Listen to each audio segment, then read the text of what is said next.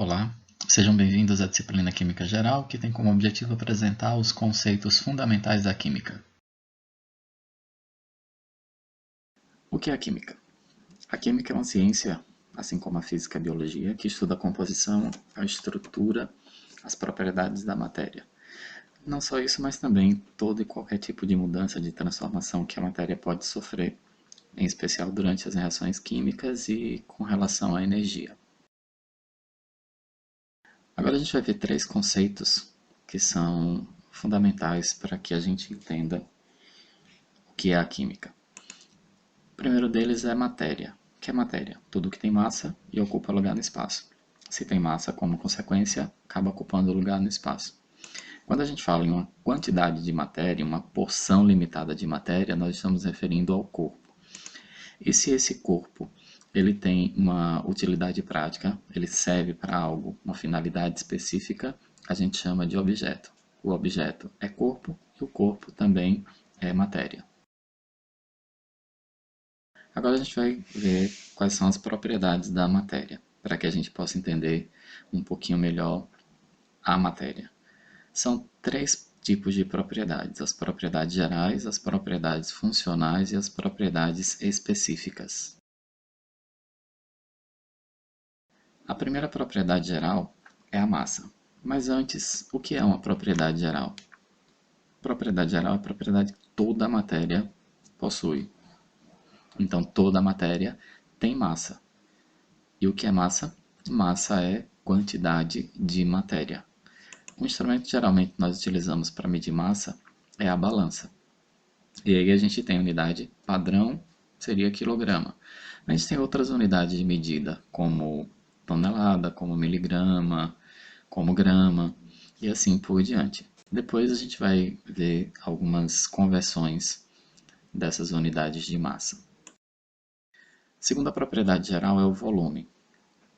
Massa e volume estão dentro do conceito de matéria.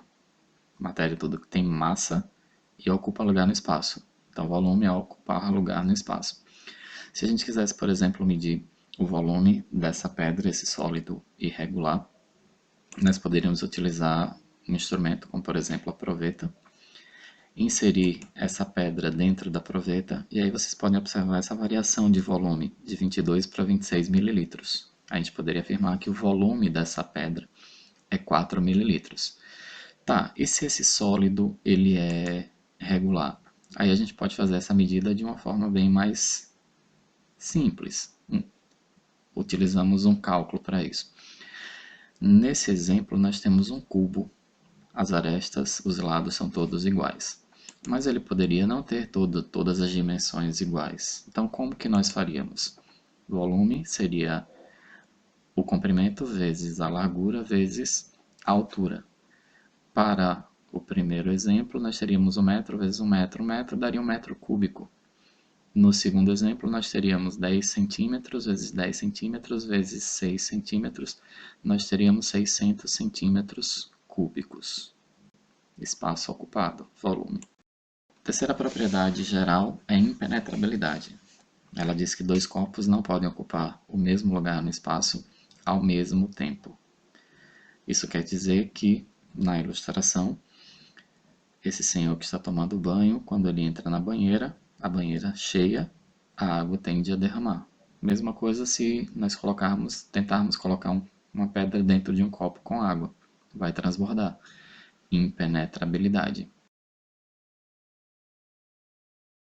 Outra propriedade é divisibilidade. Toda matéria pode ser dividida em partes menores. É uma ideia que nós vamos utilizar mais à frente para entender o conceito de átomo. Mas toda matéria é divisível, dividida em partes menores. A compressibilidade é outra propriedade da matéria. E aí vocês podem observar que da esquerda para a direita a gente tem uma redução do volume. Essa redução do volume provoca uma compressão. As partículas que formam o material eles vão estar mais próximos, ocupando um volume menor. Isso está acontecendo justamente porque o sistema está sob pressão. Seria semelhante a Um experimento simples, quando a gente pega uma seringa e tapa a saída de ar, pressiona o êmbolo, a gente vai perceber que as partículas que compõem o ar estão sendo compactadas, estão sofrendo uma compressão. Se a gente deixa de exercer pressão, elas tendem a ocupar um espaço, um volume maior. E aí a gente teria justamente essa demonstração da propriedade da compressibilidade, que nós podemos observar também de uma outra forma. Quando a gente fala, por exemplo, na influência de outra variável, a temperatura. Do lado esquerdo vocês observam que a gente tem uma bexiga com ar num recipiente contendo um banho de gelo. E aí ocorre uma contração porque as partículas estão ocupando um espaço menor. Se a gente coloca no outro recipiente que não tem o gelo, portanto temperatura mais alta, a gente vai ter uma expansão. E uma última propriedade geral da matéria é a elasticidade. Toda matéria é elástica. Alguns materiais são mais elásticos, outros menos.